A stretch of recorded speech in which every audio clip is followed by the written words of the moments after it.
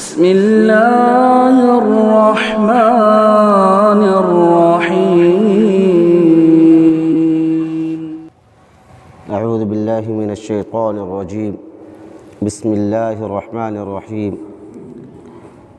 وهو الذي أنشأ جنات معروشات وغير معروشات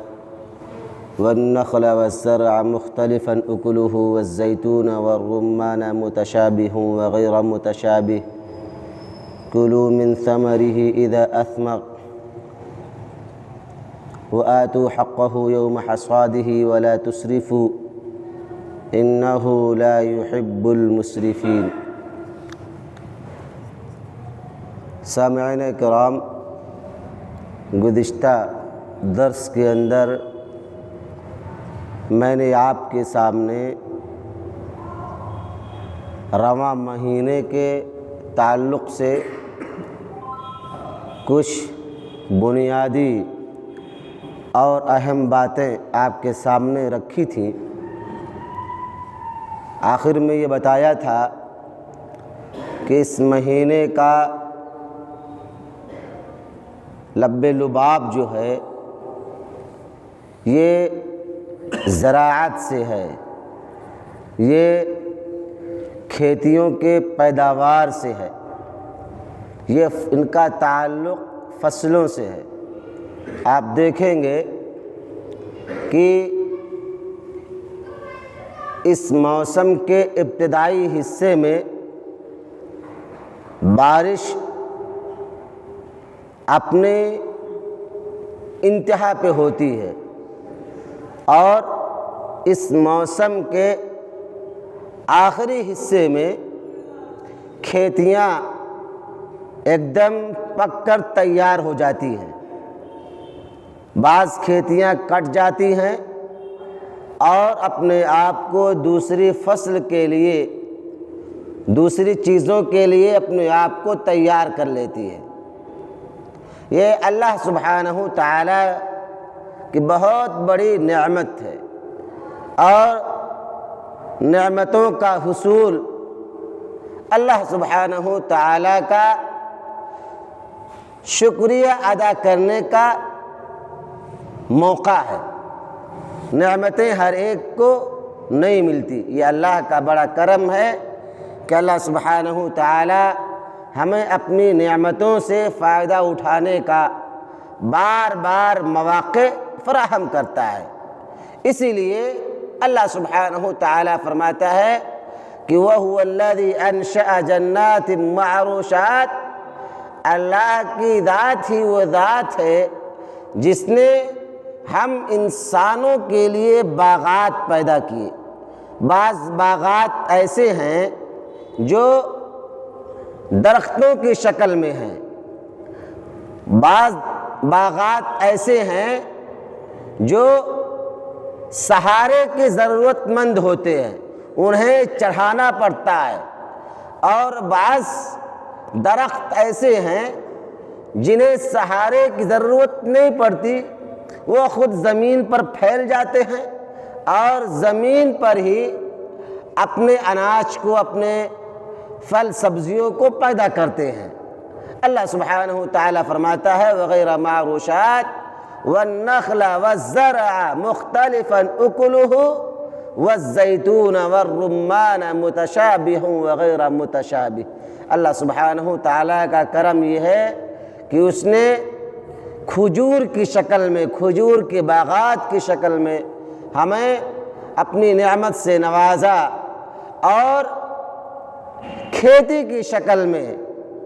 اناج کی شکل میں، فصلوں کی شکل میں ہمیں اپنی نعمتوں سے نوازا۔ اللہ سبحانہ تعالی فرماتا ہے کہ اس نے ہمیں اور آپ کو انار کے باغات دیے، ہمارے لیے انار پیدا کیا جس سے ہم اور آپ فائدہ اٹھاتے ہیں۔ والرمان والزیتون والرمان، اور زیتون کے باغات پیدا کیے، متشابہ وغیر متشابہ۔ اللہ فرماتا ہے کہ بعض پھل اور بعض سبزیاں، بعض اناج، بعض میوہ جات، بعض غلے ایسے ہیں جو آپس میں ایک دوسرے کے متشابہ ہیں، ایک دوسرے سے ملے ہوئے ہیں، اور بعض ایسے ہیں جو آپس میں ملے ہوئے نہیں ہیں، چاہے ایک جیسے ہوں یا ایک جیسے نہ ہوں۔ اللہ فرماتا ہے مختلفاً اکلہ، سب کے ذائقے اور سب کے طریقے الگ الگ ہیں، سب کا سواد الگ الگ ہے۔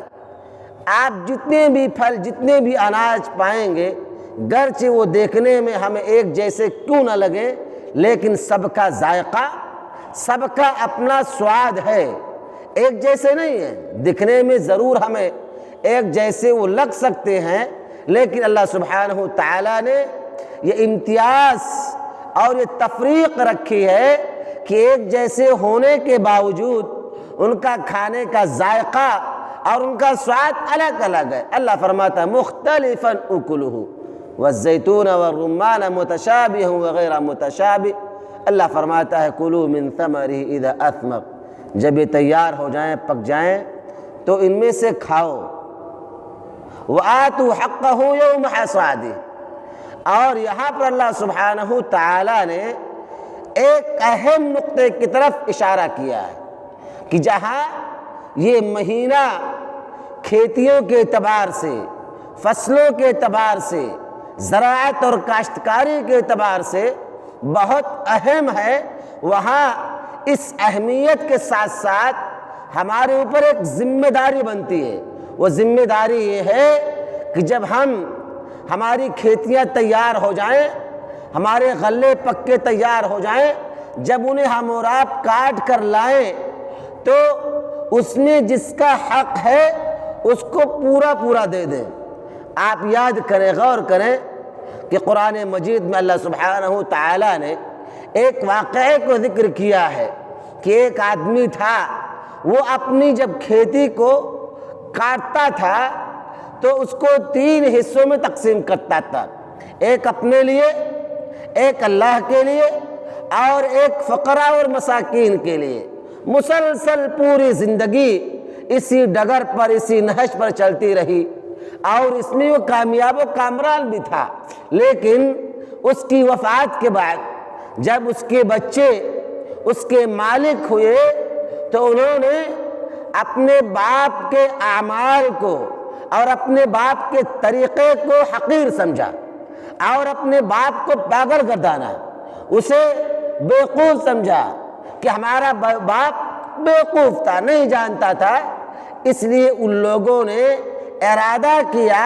کہ اگلا فصل جب ہم کاٹنے جائیں گے تو اندھیرے میں چلے جائیں گے تاکہ غریبوں کو پتہ نہ چلے۔ اللہ سبحانہ تعالیٰ نے سورہ قلم میں پورا نقشہ کھینچا ہے کہ اللہ سبحانہ تعالیٰ نے جب یہ لوگ اپنے گھروں سے نکل کر باغات کی طرف پہنچتے ہیں تو وہاں باغات نہیں پاتے ہیں، وہاں باغات نہیں پاتے ہیں، آپس میں مشورہ کرتے ہیں کہ کہیں ہم راستہ تو بھٹک نہیں گئے۔ اللہ سبحانہ تعالیٰ نے ان کی اس بدنیتی کی وجہ سے، ان کے غلط خیالات کی وجہ سے، ان کے درختوں کو، ان کے باغات کو تباہ و برباد کر دیا، ہلاک کر دیا۔ اللہ سبحانہ تعالیٰ نے بطور عذاب اور آنے والے تمام مسلمانوں کے لیے بطور عبرت، بطور نصیحت یہ واقعہ پیش فرمایا۔ تب جب کھیتیاں تیار ہو جائیں تو اللہ سبحانہ تعالیٰ نے ہمارے اور آپ کے لیے جو اصول نافذ کیا ہے کہ اگر کھیتیاں ہماری محنت سے، ہمارے پانی سے، ہماری مشقت سے اگر پیدا کی گئی ہیں تو اس میں سے ہم 20واں حصہ اللہ کے راستے میں غریبوں کے لیے، مسکینوں کے لیے، یتیموں کے لیے، محتاجوں کے لیے نکالیں۔ اور اگر یہ کھیتیاں، یہ فصلیں باران رحمت کی وجہ سے ہوئی ہیں، اس میں ہمارا کوئی عمل دخل نہیں ہے، ہم نے اس کی سینچائی نہیں کی، ہم نے اس میں پانی نہیں چڑھایا، اللہ کی مرضی سے ہوئی، اللہ نے جو پانی نازل کی اس کی بدولت ہو گئی، تو اللہ سبحانہ تعالیٰ نے ہمارے لیے اصول پیدا کیا، یہ اصول بنایا کہ اس میں سے 10واں حصہ ہم اللہ کے راستے میں نکالیں۔ آج یہ ہماری ذمہ داری ہے کہ ہم اور آپ اس پر عمل کرے، اور اس پر عمل نہ کرنے کی وجہ سے بہت سارے نقصانات، پھلوں میں، اناجوں میں، غلوں میں کمی، بے برکتی کا پیدا ہونا، یعنی انسان بہت سارے نقصانات کا باعث بن جاتا ہے۔ تو اللہ سبحانہ وتعالی نے فرما دیا کہ وَآتُوا حَقَّهُ يَوْمَ حَصَادِهِ وَلَا تُسْرِفُوا، لیکن اس کے ساتھ ساتھ ایک شرط لگائی کہ اگر ہم عشر تو نکالتے ہیں، اللہ کے راستے میں صدقہ تو دیتے ہیں، اللہ سبحانہ وتعالی نے جو واجب کیا ہے اس پر ہم عمل تو کرتے ہیں، لیکن اس عمل میں اللہ سبحانہ وتعالی نے ہمیں ایک شرط لگائی کہ اس میں اسراف نہ کیا جائے، حد سے آگے نہ بڑھا جائے۔ ایسا نہ ہو کہ جو ہم اللہ کے راستے میں نکالے وہ یا تو بہت اچھا مال ہو یا بہت گھٹیا مال ہو، ایسا نہ ہو۔ نبی کریم صلی اللہ علیہ وسلم کی زندگی میں بعض صحابہ کرام جن کو آپ صلی اللہ علیہ وسلم نے صدقات کے وصول کرنے پر مامور کیا تھا، ان کی طرف سے بعض باتیں ہوئی تھی، بعض معاملات پیش آئے تھے، آپ صلی اللہ علیہ وسلم نے سختی کے ساتھ منع کیا تھا کہ نہیں، کسی بھی معاملے میں چاہے نکالنے والا ہو یا وصول کرنے والا ہو، دونوں میں اسراف نہیں ہونا چاہیے، حد سے تجاوز نہیں ہونا چاہیے، نہ بہت زیادہ اچھا یا وصول کرنے والا جائے، عامل جائے اور سامنے والے سے بڑھیا کھجور، بڑھیا اناج اور غلہ وصول کر لے، اور جو تھوڑا خراب ہو یا گھٹیا ہو، جس میں بارش کی وجہ سے یا کھیتیوں میں بیماری لگنے کی وجہ سے جو نقص پیدا ہو جاتے ہیں، وہ کسان کے حوالے کر دیا جائے، انسان کے حوالے کر دیا جائے، اور جو اچھا مال ہے چھانٹ کر اسے وصول کر لیا جائے، یہ غلط ہے۔ اللہ سبحانہ وتعالی فرماتا ہے کہ انہ لا يحب المسرفین، اللہ سبحانہ وتعالی اسراف کرنے والوں کو، حد سے تجاوز کرنے والوں کو پسند نہیں فرماتا ہے۔ ایک میانہ روی اختیار کیا جائے جو معتدل، متوسط ہو۔ اللہ کے نبی صلی اللہ علیہ وسلم نے اپنی زندگی میں یہ تمام طریقے اور یہ تمام اصول صحابہ کرام پر کہہ کر اور اس پر عمل کروا کے دکھایا ہے، برت کر کے دکھایا ہے کہ ہمیں کیسا کرنا ہے۔ اس لیے میرے بھائیوں، یہ آیت کریمہ جہاں اس موسم کے لیے نہایت ہی اہم ہے، اس کے ساتھ ساتھ اس کے علاوہ اور بہت ساری آیات ہیں جن کا میں آگے چل کر آپ کے سامنے تذکرہ کروں گا کہ اس ماہ کے لیے نہایت ہی اہم ہے، اور اللہ سبحانہ وتعالی ان آیات کے ذریعے سے ہمیں اور آپ کو اصولوں میں، ضابطوں میں، شرائط میں باندھنا چاہتا ہے تاکہ ہماری لاپرواہی یا ہماری کوتاہی کسی سنگینی کا سبب نہ بن سکے۔ مزید تفصیلات انشاءاللہ اگلے درس میں۔ اللہ سبحانہ وتعالی سے دعا ہے کہ مولا ہم تمام مسلمانوں کو اپنی کھیتیوں میں انصاف کرنے کی توفیق عطا فرما۔ الہ العالمین ہم تمام مسلمانوں کو اللہ کی نعمتوں کے حصول پر شکر گزاری کرنے کی توفیق عطا فرما۔ الہ العالمین ہم تمام مسلمانوں کو ہر معاملات میں اسراف سے، حد سے تجاوز سے بچنے کی توفیق عطا فرما۔ الہ العالمین ہمیں تمام معاملات میں میانہ روی اور معتدل رویہ اپنانے کی توفیق عطا فرما۔ والسلام علیکم ورحمۃ اللہ وبرکاتہ۔